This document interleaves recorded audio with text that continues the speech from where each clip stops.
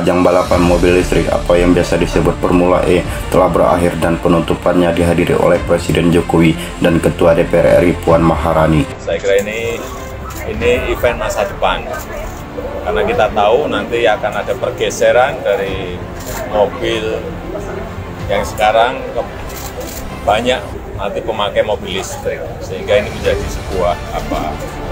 menjadi sebuah tontonan yang ke depan menurut saya akan jadi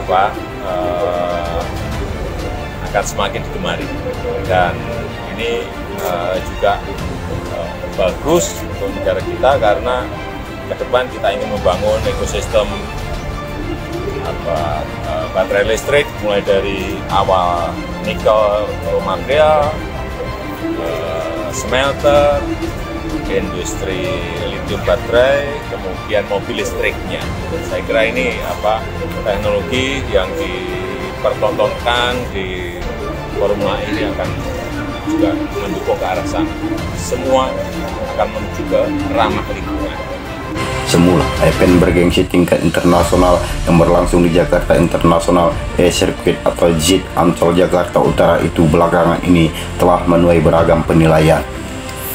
Dan penilaiannya pun berujung dengan pro dan kontra dari berbagai elemen, dari mulai pujian adanya kasus skandal dugaan korupsi hingga berujung dengan syarat bermuatan politik mengalir sedemikian rupa. Di ajang event internasional itu pula, Anies Baswedan sebagai Gubernur DKI Jakarta disebut-sebut merupakan sebagai tokoh yang memainkan peran yang dimainkannya itu dinilai bertujuan untuk mengambil kesempatan menuju akses panggung politik, yaitu calon Presiden RI tahun 2024.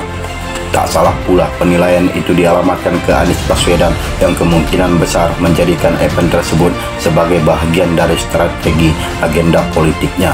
Kembali, tujuannya adalah panggung politik nasional, yaitu Capres atau calon Presiden RI tahun 2024. Sinyal itu pun semula diperlihatkan Anies Baswedan dengan kehadiran beberapa orang tokoh politik nasional, di mana Anies Baswedan di lokasi event itu pula memperlihatkan keakrabannya dengan duduk bersama dengan Ketua DPR RI Puan Maharani yang merupakan politisi dari PDI Perjuangan. Selain itu, Gubernur DKI Jakarta itu pula juga memperlihatkan momen berfoto bersama dengan Ketua Umum Parpol Pelindo Haritanu Sudibyo dan pejabat negara lainnya yang salah satunya Ketua MPR RI Bambang Susatyo. Namun tak lama setelah pegelaran balapan mobil listrik itu digelar, ratusan orang yang mengatasnamakan dari masa majelis sang presiden menggelar deklarasi dukungan ke Anies Baswedan untuk menjadi Presiden RI 2024. Deklarasi itu berlangsung di Hotel Bidakara, Jakarta Selatan pada Rabu tanggal 8 Juni 2022. Mirisnya, dalam deklarasi itu sempat terjadi ketegangan di mana salah seorang dari panitia terlibat cekcok mulut dengan seorang pria.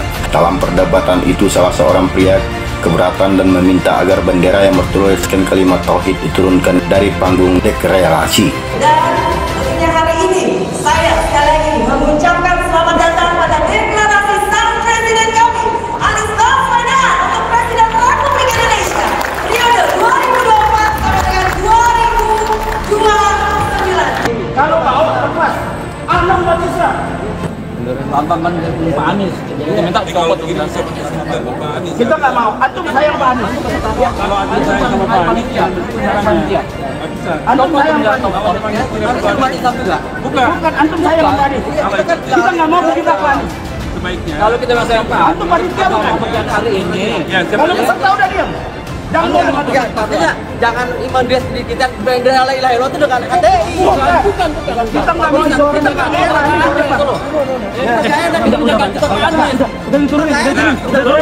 Kalau diturunin kita tetap di sini. Udah diturunin silakan. Sekarang izin bendera merah, pantai merah putihnya saja ya. Terlihat di panggung itu berdiri 4 bendera dengan kalimat tauhid, 2 bendera warna hitam dan putih sedang mengapit bendera pusaka merah putih.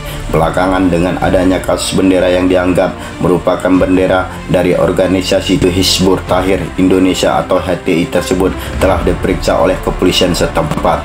Kasat Reskrim Polres Metro Jakarta Selatan AKBP Ridwan mengatakan acara itu digelar oleh Lembaga Swadaya Masyarakat atau LSM Damai. Saat ini jelas Ridwan, polisi tengah menyelidiki ada atau tidaknya izin kegiatan deklarasi tersebut. Terkait salah satu penyelenggara LSM Damai yang sedang kami kita lidik apakah kegiatan itu berizin atau enggak. Kemudian terkait dengan bendera yang dimaksud sudah kami lakukan penyelidikan, kata Ridwan.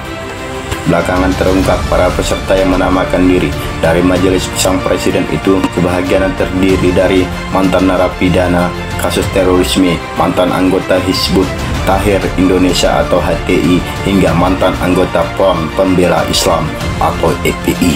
Demikian, tetap semangat, merdeka!